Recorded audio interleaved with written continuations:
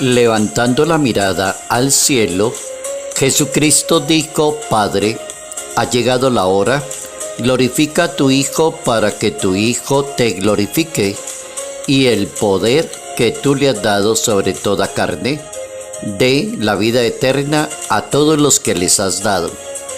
Esa es la vida eterna, que te conozcan a ti, único Dios verdadero y enviado Jesucristo. Yo te he glorificado sobre la tierra, he llevado la obra que me encomendaste, y ahora, Padre, glorifícame junto a ti, con la gloria que yo tenía junto a ti antes que el mundo existiese. He manifestado tu nombre a los que me diste, en medio del mundo tuyos eran, y tú me lo diste. Ellos han guardado tu palabra.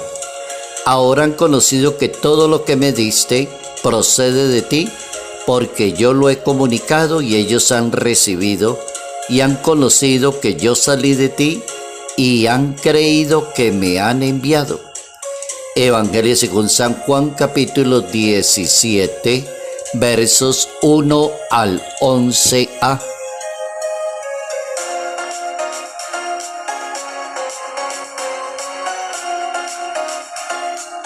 Misioneros en la unidad y en la verdad.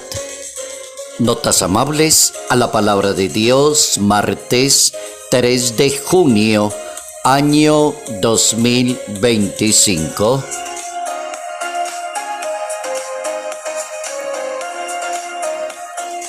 Nos ubicamos en el siglo XVIII, en África, en Uganda. Y ubicados allí recordamos a San Carlos Lwanga, compañeros mártires que fueron torturados y ejecutados por orden de un rey en 1885. Un equipo de trabajo misionero de anunciar la palabra de Dios se negó a participar de los impuros rituales establecidos por el rey. Cuando el rey se dio cuenta que estaban enseñando una religión donde prima los derechos, los valores, la dignidad, la persona, y él estaba más interesado en el comercio de las personas, entonces la solución era mandar a ejecutar los misioneros. San Carlos Lwanga y compañeros mártires, 22 misioneros, eran integrantes de una sociedad de misioneros de África y eran conocidos como los Padres Blancos por el vestido que usaban de color blanco, una sociedad de vida apostólica que se había constituido años antes en Argelia con el objetivo de evangelizar a las naciones africanas. Buen trabajo de Carlos Lwanga y compañeros, y buen trabajo cuando se sostiene la verdad y no se da lugar a cambiar a Dios por ninguna posibilidad. San Carlos Lwanga y compañeros mártires.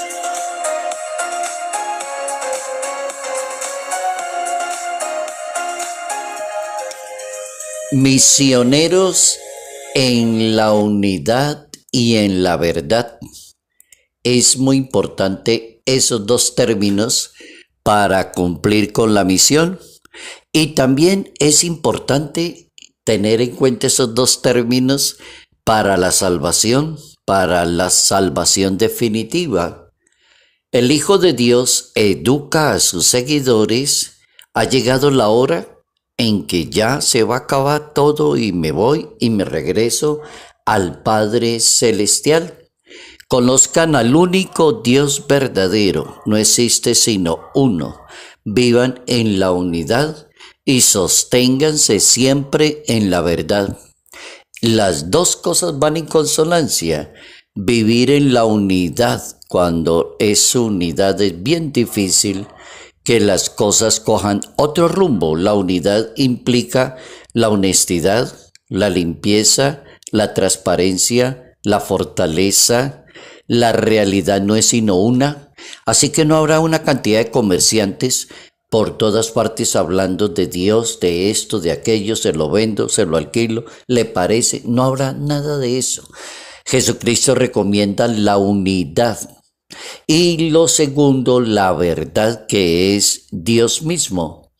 La Iglesia Católica fue arreglando a lo largo de los siglos cantidad de actitudes que no iban bien con la unidad, por ejemplo, las herejías que fueron apareciendo a lo largo de la historia en contra de varias verdades de fe.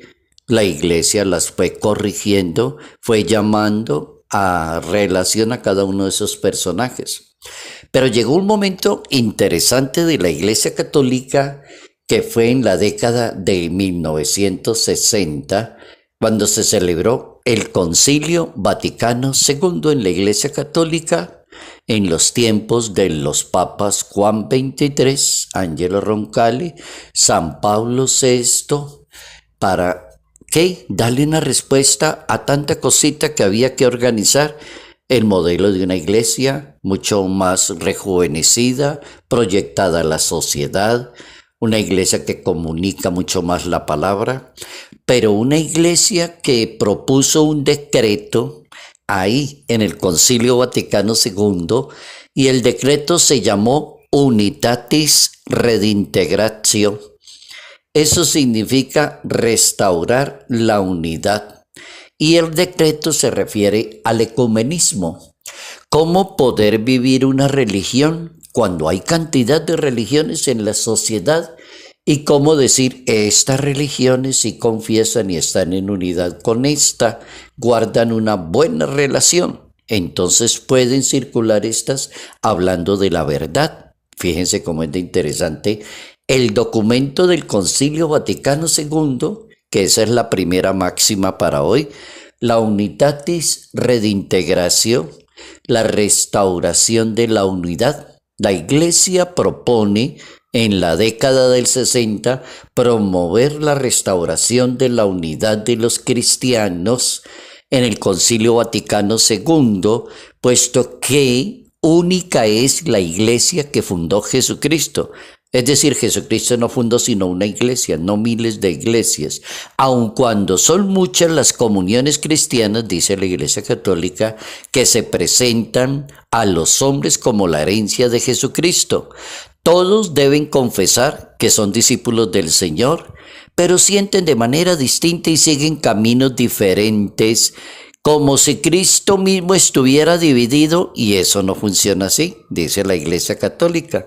División que abiertamente repugna la voluntad de Dios y es como una piedra de escándalo. Así empieza el documento Unitatis Redintegratio. Es importante trabajar en la unidad y en la única iglesia que fundó Jesucristo. Hoy la palabra de Dios en el capítulo 17 del Evangelio según San Juan nos propone hablar de la unidad. Esa es la primera máxima, la Unitatis Redintegratio. Es importante reconstruir nuevamente la unidad en Cristo Jesús, una sola iglesia, una sola fe.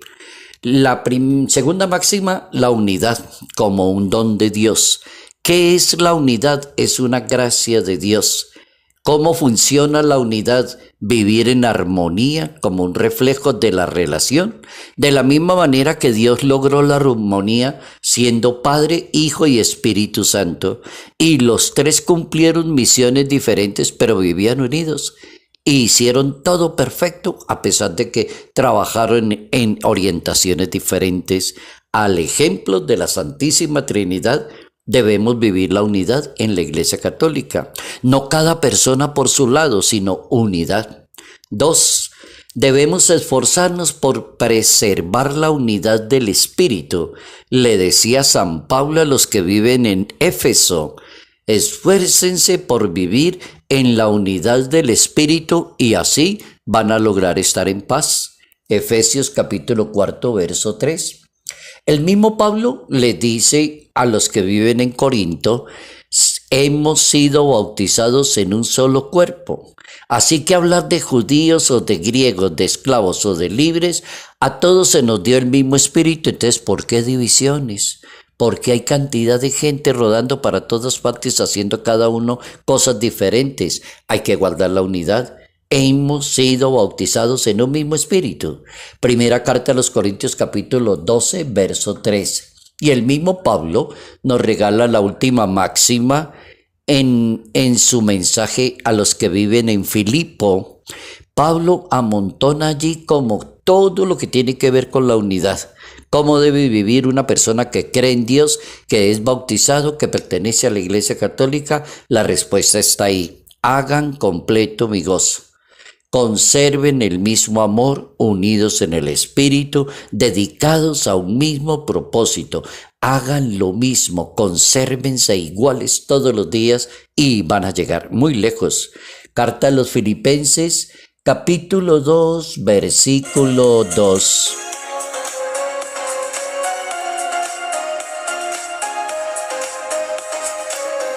Un eterno consejo de Jesús de Nazaret para que la misión que Él propone, los que crean en Él serán que moverse en la unidad y en la verdad. Unidad y verdad. Es como el consejo eterno porque el Hijo de Dios ya vivía en esa misma realidad con su Padre Celestial.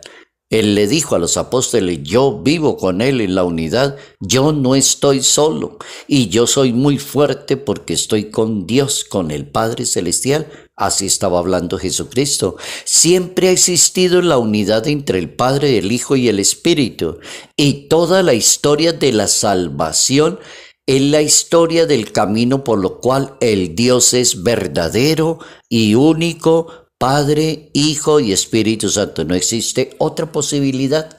Así lo declaró la Iglesia Católica en su Catecismo, numeral 234.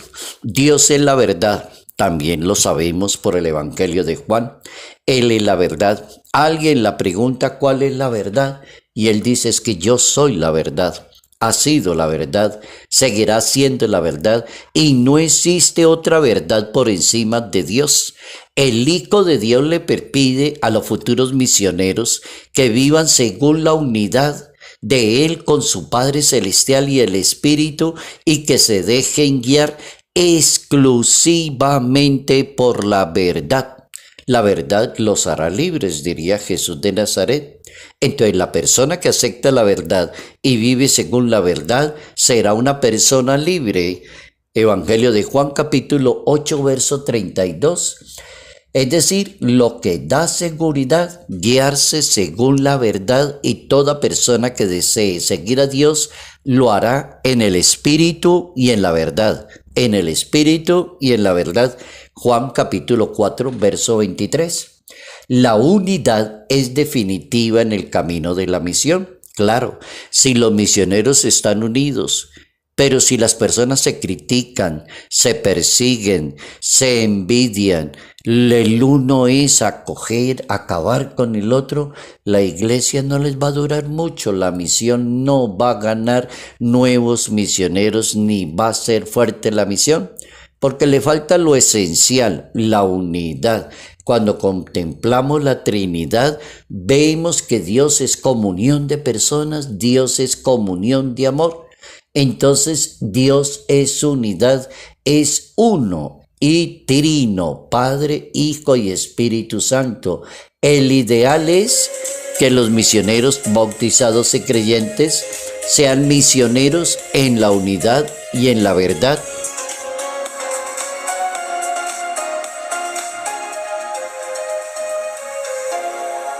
Debemos esforzarnos por perseverar en la unidad del Espíritu y podremos salir adelante en la misión. Salud, paz y bendición. Bendición en el nombre del Padre, del Hijo y del Espíritu Santo. Padre Jairo Yate Ramírez, Arquidiócesis de Ibagué.